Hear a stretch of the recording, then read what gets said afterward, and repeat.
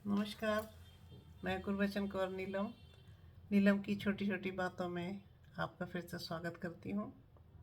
जैसा कि आप पीछे बैकग्राउंड देख रहे होंगे, मैं अलग जगह से बात कर रही हूँ। तो बता दूँ, मैं भारत में हूँ, कलकत्ता में हूँ और करीबन 40 दिन यहाँ पे हूँ।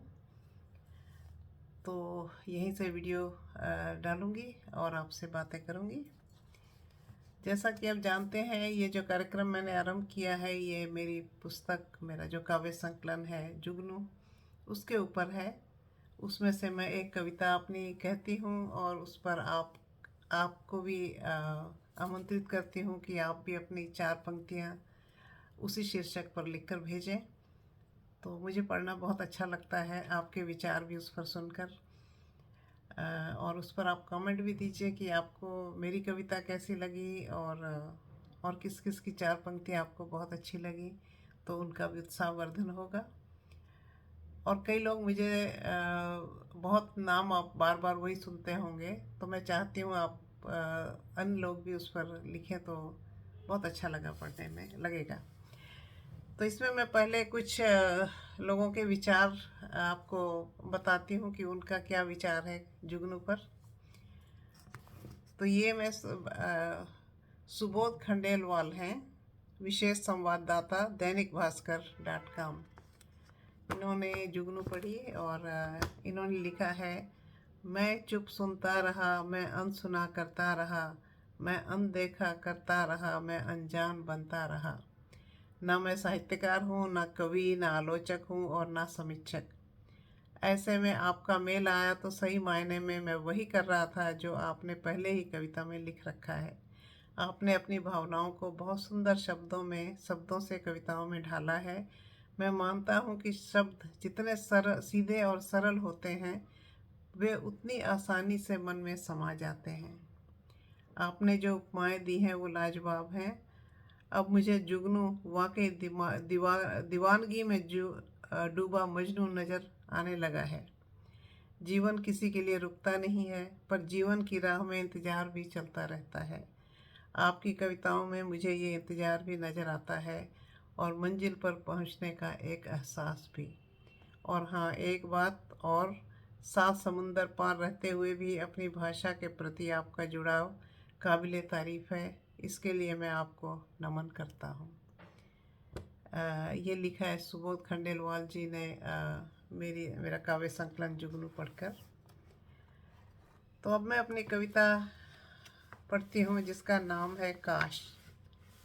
बहुत छोटी सी कविता है, आशा है आपको पसंद आएगी। पंख फैलाकर काश अगर मैं, इसका शीर्षक है काश अगर मैं। पंख फैलाकर दूर गगन में मस्ती से बढ़ती उड़ान अगर मैं चिड़िया होती। पंख फैलाकर दूर गगन में मस्ती से भरती उड़ान अगर मैं चिड़िया होती। रंग बिरंगे फूलों का करती फिरती मैं रसपान अगर मैं तितली होती। पंचम राग कंठ में भरकर करती मीठे मीठे गान अगर मैं कोयल होती। प्यास बुझाने इस धरती की करती अपना जीवन दान अगर मैं बदली होती। मन की चंचलता को छोड़ खिलाती जग में नया विहान अगर मैं कविता होती। अगर मैं कविता होती, काश अगर मैं। पंख फैलाकर दूर गगन में मस्ती से भरती उड़ान अगर मैं चिड़िया होती।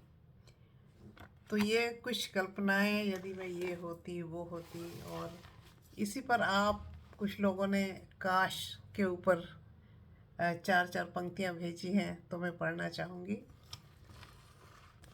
सबसे पहले सुभाष चंद्र लखेड़ा जी, न्यू जर्सी, अमेरिका से लिखते हैं, काश जब बीज बोया था, काश जब बीज बोया था तब बारिश हो गई होती। आज हमारे इन खेतों में फसलें लहलहाती होती। बहुत सुंदर है, सुभाष चंद्र लखेड़ा जी ने लिखा है। मोनिका शर्मा अमृतसर से लिखती हैं, काश कभी काश भी पूरा होता। काश कभी काश भी पूरा हो जाता, मृग तृष्णा सा काश अधूरा ही रह जाता। काश ये होता, काश ये होता, क्या क्या सोचा, काश सभी कुछ होता। बहुत सुंदर। शिखा मेहता बफलो ग्रोव अमेरिका से लिखती हैं, काश की कश्तियों को किनारा नहीं मिलता, काश काश की कश्तियों को किनारा नहीं मिलता, जतन की पतवार बिना ठिकाना नहीं मिलता। नफ़ा नुकसान जो ज़िंदगी की फितरत है, नफ़ा नुकसान जो ज़िंदगी की फितरत है, तदबीर के आगे तकदीर को कोसने का बहाना नहीं मिलता, कोसने का बहाना नहीं मिलता। ये थी शिखा मेहता जी बफलो ग्रोव से। और विजय चोपड़ा जी पालोस पार्क अमेरिका से लिखते हैं, जो कभी हाथ में न आ सका वो आकाश है, जो कभी हाथ में न आ सका वो आकाश है, हर सांस अंधेरे में टिमटिमाती आस है। इसी संघर्ष में हम रोज जीते हैं और मरते हैं, हर अधूरी उम्मीद का आखिरी शब्द काश है, हर अधूरी उम्मीद का आखिरी शब्द काश है। बहुत सुंदर, बहुत सुंदर। संगीता चौबे पंखुड़ी जी कुवैत से लिखती हैं, काश अगर मैं पंछी होती। ये जैसे मैंने लिखा था वैसे ही इनके भी विचार उसी से जुड़ते हैं।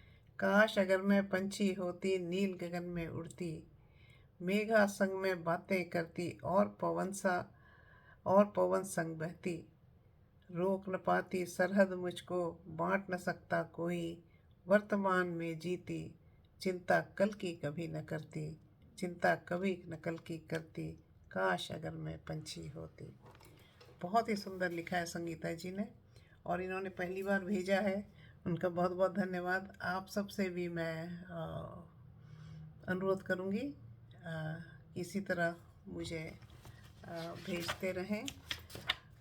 एक बार और मैं आपसे क्षमा भी मांगना चाहती हूँ, क्योंकि ये वीडियो 3 दिन देर से डाल रही हूँ, क्योंकि मैं भारत के लिए निकल रही थी और बस समय ही नहीं मिला कि मैं समय पर डाल सकूं। तो आज डाल रही हूं और प्रयत्न ही रहेगा कि हर बुधवार को डाला करूं। फिर भी अभी शादी का समय है, शादी में आई हूं तो नहीं हो सका तो क्षमा कीजिएगा कुछ आगे पीछे, लेकिन डालती तो रहूँगी। अगले शब्द हैं इशारे, बेबस बुढ़ापा और जागृति। ये मैं फरवरी के तीनों सप्ताह के शीर्षक बता रही हूँ। इशारे, बेबस बुढ़ापा और जागृति, ये 3 सप्ताह के हैं। तो इन पर जिस पर भी आप लिखना चाहें, आपको बहुत बहुत आमंत्रण है। मुझे बहुत अच्छा लगता है आपकी रचनाएं पढ़ के। तो आप इसे मेरे ईमेल में neelamkibatein@gmail.com, नीलम NEELAM की बातें @gmail.com में अवश्य भेजिएगा। और नए नए कवि लेखक भेजेंगे तो बहुत ही अच्छा लगता है अलग अलग कवियों के विचार पढ़ने में। तो बस इतना ही। भारत में हूँ तो देखूँगी किसी से मिलना भी आप लोगों से हुआ तो अच्छा लगेगा मिलके। और कलकत्ता में हूँ थोड़े समय तक। कलकत्ते में कोई जो भी हैं लेखक कवि यदि मिलना चाहें तो neelamkibatein@gmail.com में ही संपर्क कर सकते हैं। बहुत बहुत धन्यवाद। नमस्कार।